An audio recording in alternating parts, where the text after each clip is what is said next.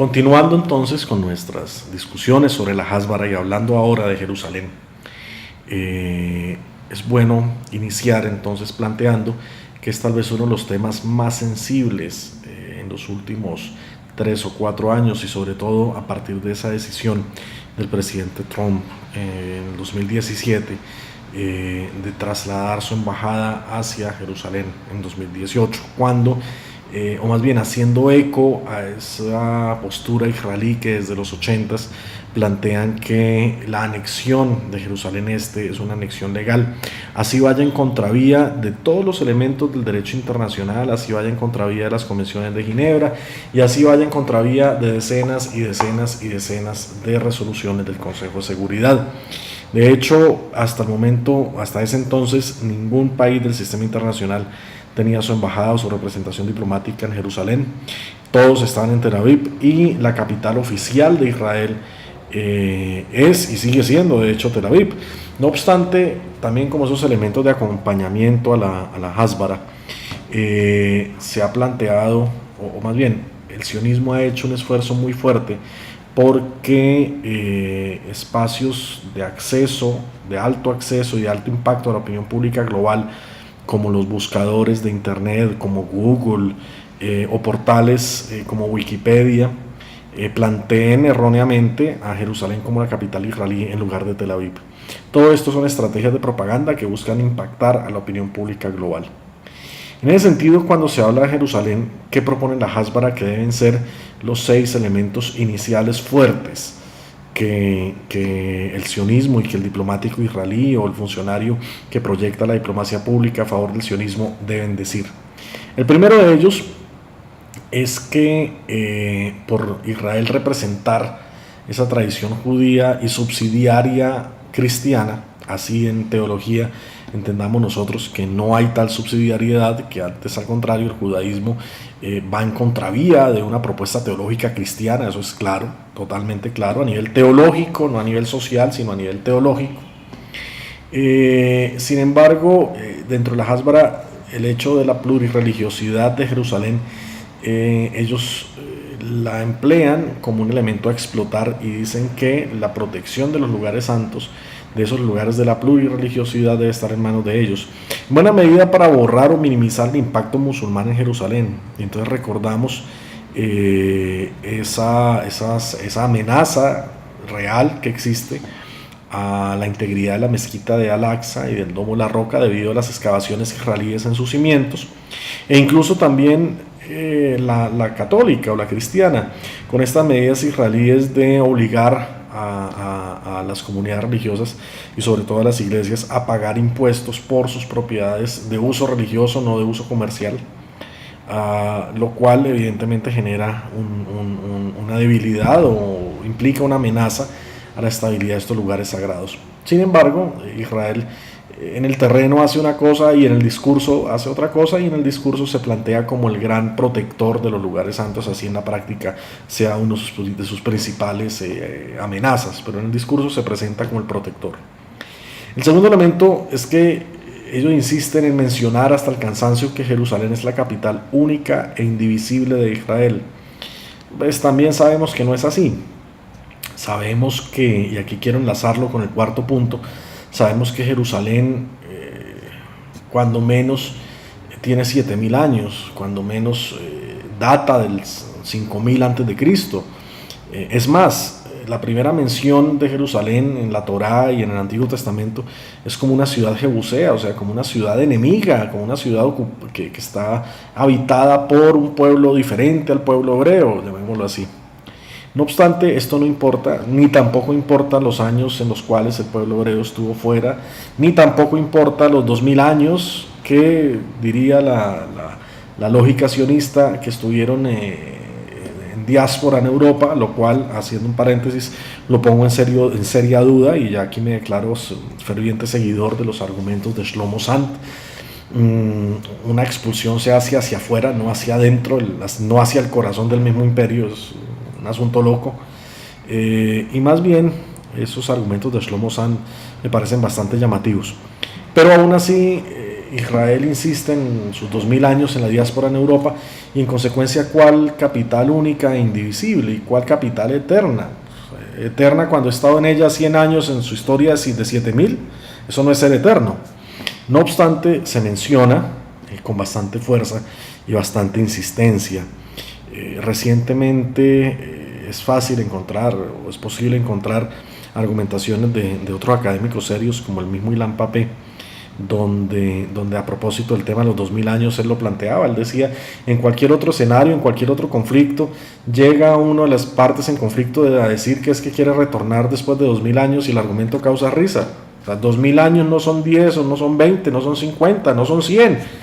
2000 años son 2000 años. Es como si en América Latina, con el respeto y el cariño al pueblo español, pero en algún momento dijeran que saliera alguna iniciativa que querían regresar a América Latina después de 200 años, y estoy hablando tan solo de 200, no de 2000. O sea, evidentemente va a generar una ruptura social y política y argumentativa de base. Ahora no son 200, son 2000. Entonces, obviamente esto es una argumentación bastante precaria, sin embargo, se emplea por parte del sionismo y se emplea para asociarla a la idea de Jerusalén. Tercer elemento es que el sionismo plantea que Jerusalén fue reunificada en el 67. No fue reunificada. De hecho, no puede ser reunificada porque Jerusalén reunificada no existe desde el punto de vista del derecho internacional. Desde el punto de vista del derecho internacional existe Jerusalén Este y Jerusalén Oeste, pero Jerusalén unificada desde el derecho internacional no existe. Entre otras cosas, esto es una excelente argumentación para todos aquellos documentos oficiales que Israel ha firmado en Jerusalén. Ejemplo, convenciones, ejemplo, tratados de libre comercio, donde él pone la firma diciendo, este documento se firmó en Jerusalén, Israel. Jerusalén, Israel no existe desde el derecho internacional. Existe Jerusalén Oeste, Israel. Eso existe desde el derecho internacional. O Jerusalén Este, territorios ocupados de Palestina, que es otra cosa. Pero Jerusalén, Israel o Jerusalén unificada no existe desde el derecho internacional. No obstante, la Hasbara lo menciona, lo pasa por alto, insiste que no es así, que se trató de una unificación y que el derecho internacional no importa y que los 2000 años que duraron por fuera son pocos y que en consecuencia Jerusalén es de ellos. Es un elemento grosero, evidentemente, pero lo hemos escuchado con frecuencia. Ya mencionamos el cuarto, la presencia histórica en Jerusalén. El quinto, súper fuerte, Israel se reduce a un sinónimo que es Jerusalén, y sobre todo esta reducción impacta mucho en las comunidades religiosas latinoamericanas, sobre todo en las comunidades protestantes. Cuando alguien dice voy a Tierra Santa, inmediatamente piensa en dos conceptos, en Jerusalén en primer lugar y en Israel en segundo lugar. Por eso la Hasbara genera esta igualación o esta sinonimia. El último elemento que plantea es el siguiente, dice: Jerusalén es una ciudad santa para musulmanes y cristianos, por eso los palestinos tienen plenos derechos. O sea, el sionismo siempre insiste que los palestinos dentro de Israel viven mejor que cualquier otro país del Medio Oriente y que los palestinos dentro de Israel tienen derechos plenos y que esto no se trata de un asunto de derechos y de ocupación, sino de un odio a Israel. Esas palabras vacías las hemos escuchado también muy frecuentemente. ¿Qué no debe, dice la Hasbara, qué no se debe mencionar, qué un funcionario diplomático israelí no debe mencionar sobre Jerusalén? ¿Qué temas se deben esquivar, entre otras cosas? El primero, no se debe hablar ni de demoliciones ni de confiscaciones, para mantener la idea de Tierra Santa y esa idea de Ciudad Blanca.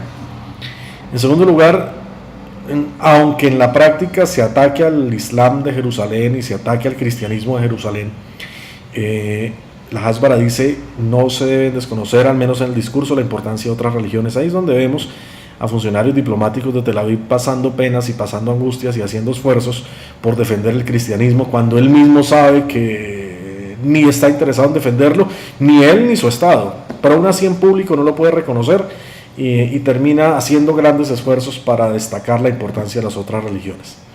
Y el tercer elemento, que es muy importante, no se debe mencionar para los diplomáticos del sionismo, no deben mencionar ni a los colonos, ni mucho menos su estatus de fanáticos religiosos o de fundamentalistas religiosos.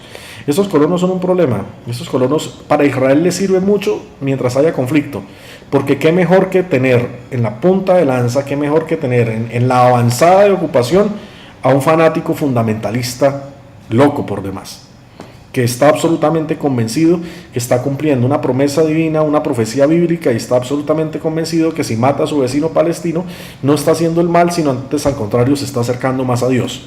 Eso es un fundamentalista. En cualquier lado se consideraría como un fundamentalista. No obstante, siempre la Hasbara sugiere que cuando se menciona el tema de Jerusalén no se menciona el tema de estos colonos, ni mucho menos ese carácter fanático que ellos tienen. Con el tema del muro, ya la sola categoría ya nos dice muchas cosas. Los israelíes no aceptan que se llame muro, lo llaman eufemísticamente valla defensiva. Varios momentos de debates yo le he planteado a la contraparte sionista, yo le he dicho, bueno, explíquele al auditorio cómo se llama una estructura que está hecha en concreto, que en sus partes más bajitas tienen 8 metros de alto, que tienen garitas o torres de vigilancia al pie. Si no se llama muro, entonces ¿cómo se llama? Ellos insisten que lo llaman valla defensiva. Es una gran grosería, entre otras cosas. ¿Y cómo la Hasbara reacciona entonces al tema de la valla defensiva? En primer lugar, ellos dicen que ya cuando no hayan milicias, ya cuando nadie amenace a Israel, ya cuando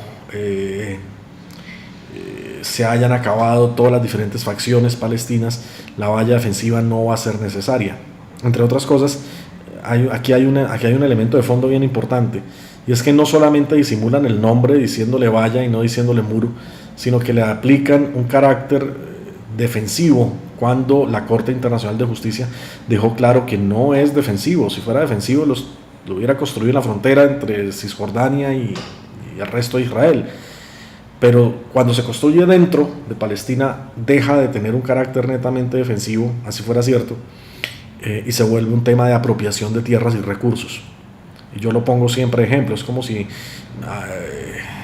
una iniciativa supremamente controversial, ya de por sí grosera, que es el muro que Estados Unidos pretende construir en la frontera con México. Construirlo en la frontera es feo y es controversial y es grosero, pero supongan ustedes que no se le ocurra construirlo en la frontera, sino lo construye en Tijuana, robándose todas estas tierras de ahí para arriba. Pues obvio que además de ser grosero y ofensivo, aquí sería ilegal, y ya no sería por un tema de seguridad, sino sería por un tema de robo de tierras y recursos. Pues eso es lo que hace el muro. Eso es lo que hace el muro. Pero sin embargo los israelíes insisten que se trata de un tema de defensa. El segundo elemento, después de miles de ataques, ¿qué debe hacer Israel para protegerse a sí misma? Este mismo argumento, entre otras cosas, lo usa el sionismo para justificar el ataque a Gaza, o los ataques a Gaza. Él no pone en ese ejercicio de qué fue primero, él no acepta que primero fue la ocupación y después la respuesta a la ocupación. Sencilla ley de Newton, toda acción tiene una reacción, causa-efecto. Pero la Hasbara no entra en esto y desdibuja el punto de partida del conflicto, y pareciera que el punto de partida fuera el ataque palestino irracional, y que ellos entonces tienen la necesidad de defenderse. Y por eso crean esta justificación del muro y de los ataques a Gaza. El tercer elemento, Israel quiere la paz, pero el terrorismo y los suicidas impiden que se retire la valla. Lo planteaba en el video anterior. Afortunadamente ningún palestino se ha inmolado desde 2004. Sin embargo, los israelíes no les importa esto. Los israelíes siempre mencionan el tema de los palestinos que se inmolan como si fuera algo de todos los días, como si fuera algo de ayer, y en consecuencia habla de la necesidad del muro para evitar esto. Cuarto elemento, habla de Gaza.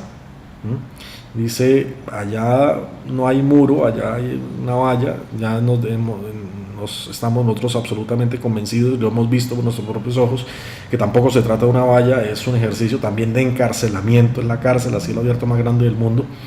Pero aún así Israel lo plantea en términos de su existencia y su amenaza existencial con el tema de los misiles de Hamas hacia Israel. En cuanto a la asistencia militar y su músculo militar, ¿qué dice Israel? Dice, por un lado, que tiene derecho a tener una frontera segura, nuevamente el mito de la amenaza existencial. En segundo lugar, ya no es seguridad por tema de amenaza externa, sino ahora seguridad por tema de terrorismo. Nuevamente el mito de la amenaza existencial. El tercer lugar habla de ser la cabeza de puente de Occidente en el Medio Oriente, y en consecuencia afianza o sigue dándole profundidad a su mito de amenaza existencial, y en consecuencia debe tener una seguridad basada en un músculo militar. Y el cuarto elemento sobre la asistencia militar es que no basta solamente el apoyo a planes civiles, sino necesita ser un gigante militar. Aquí yo recuerdo, entre otras cosas, artículos muy llamativos y muy buenos académicamente, como uno que se escribió hace unos años, que lo escribió un gran teórico de relaciones internacionales que se llama Kenneth Waltz, y este artículo se titulaba Why Iran Should Get the Bomb. En su momento generó mucha alboroto en la Academia de Relaciones Internacionales de Occidente, sobre todo Estados Unidos, porque era un académico serio, muy reconocido, muy respetado, que él decía que para que hubiera estabilidad en el Medio Oriente alguien más debía tener capacidad nuclear, y no solamente Israel. Sin embargo, vemos que en la práctica la idea de Kenneth Waltz para estabilizar el Medio Oriente no se ha tomado ni se va a tomar, y antes, al contrario, lo que vemos es a un Israel cada vez más armado y cada vez más apoyado económicamente, incluso con planes económicos para fines militares, al menos desde Occidente. ¿Y cómo cierran estos manuales de Hasbara? Incluso estos manuales de Hasbara insisten en preparar a los funcionarios del sionismo para atender conferencias. Casi nunca lo hacen, al menos aquí en Colombia realmente son muy renuentes a hacerlo, les ha ido bastante mal cada vez que entran a debates, pero de pronto en otros países de América Latina tal vez sí. ¿Cómo los plantean la Hasbara? Por un lado, dice: usted, antes de ir a dar la conferencia, tiene que hacer una evaluación del nivel de entendimiento de la audiencia, sobre todo para tratar de establecer cuáles son sus gatillos emocionales y tratar de aprovecharlos al máximo. O sea, en otras palabras, decirle lo que la gente quiere oír. Yo no voy a ir, diría la Hasbara, a un auditorio supremamente básico hablándole de temas del derecho internacional. A un auditorio básico yo voy a ir a hablar de temas religiosos y de tierra prometida y de pueblo de Dios. Es una forma también de profundizar y de organizar la manipulación. El segundo elemento que propone la Hasbara para dar una conferencia es que se deben escoger e identificar las opiniones preestablecidas para tratar de destacar las opiniones que sean favorables y saber de antemano cómo hacerle el quite a las opiniones desfavorables. El tercer elemento planteado para una conferencia, ya lo mencioné, enfocarse en lo que la gente quiere y necesita oír. Y normalmente la Hasbara propone que se debe, y esto es pura teoría de influencia psicológica, que se debe clasificar siempre una audiencia de una conferencia entre grupos: los grupos favorables, los grupos neutrales y los grupos desfavorables. ¿Qué propone la Hasbara? Le dice: mire, no se concentre en el desfavorable porque usted no va a convencer al que está en su contra. Concéntrese en el neutral y concéntrese en el que está a favor. Por un lado, el que está a favor le puede servir para afianzar muchos de los mensajes que usted está lanzando, así sean mensajes mentirosos, y eso le da más credibilidad. Y en segundo lugar, concéntrese en el neutral, que puede ser de pronto el grupo más numeroso. Por esta razón, la Hasbara entonces se entrena también a todos sus funcionarios a la hora de dar conferencias y hacer debates, en el momento en que los hagan. Como les digo, en Colombia realmente no ocurre tan frecuente, pero de pronto en otros países de América Latina sí. Acá entonces quiero hacer una conclusión general sobre el tema de la propaganda, y quiero retomar algunos elementos de los videos anteriores. En primer lugar, quiero decir que Israel y el sionismo tienen una estrategia de comunicación bastante clara, bastante estructurada, que incluye la creación de estereotipos favorables para ellos. Recordemos esa discusión de cómo se construye la figura del judío dentro del cine estadounidense, y entonces tenemos tres opciones, que es el judío humorista, el judío intelectual o el judío víctima, y en ningún caso se aceptaría la posibilidad de construirle algo cercano, una imagen cercana a ser criminal de guerra. Entonces, cuando uno acusa a un israelí de ser criminal de guerra, la gente no va a procesar fácilmente esta acusación, porque las personas van a decir, pero es que o son comediantes, o son intelectuales, o son víctimas. Ergo no puede ser criminal de guerra a la vez. También hemos dicho que la Hasbara construye estereotipos ahora hacia los árabes y hacia los palestinos, asociándolos a tema de atraso, subdesarrollo, costumbres no occidentales, y evidentemente el tema terrorismo. Hemos dicho que la Hasbara crea una narrativa que tiene unos elementos centrales, unas ideas básicas centrales sobre las cuales crea su discurso, que pueden ser tomadas desde la religión, explotando al máximo el discurso de tierra prometida y pueblo de Dios, o con algunos elementos que ya no son religiosos, sino ahora estructurales, donde hacen una reinterpretación del conflicto palestino-israelí, de la ocupación y de sus orígenes. Por último, la Hasbara tiene todo un manual de preguntas y respuestas de cómo enfrentar preguntas difíciles, cómo enfatizar en ciertos puntos, qué elementos mencionar, qué elementos enfatizar, qué elementos no mencionar definitivamente. Y por último, la Hasbara incluye la posibilidad incluso de crear, obviamente, también un guión para hacer conferencias. Por último, la Hasbara crea toda una red de apoyos. No solamente depende de la diplomacia formal, o sea, no depende solamente, todo esto que vimos, todo este guión, no lo va a aplicar solamente el embajador o el cónsul, los funcionarios diplomáticos de Israel, sino la va a aplicar cualquier elemento que haga parte de su red de diplomacia pública. Entiéndase, generadores de opinión, think tanks, universidades, medios de comunicación de masas como el cine, entre otras cosas, prensa, televisión, radio, etc. Entonces estamos frente a uno de los grandes músculos del sionismo, que es su estrategia de comunicación. Con esto entonces concluimos nuestro módulo de análisis de propaganda, y nos queda el último módulo de este curso, que es el módulo donde se habla de arte, sociedad y cultura en Palestina. Muchas gracias.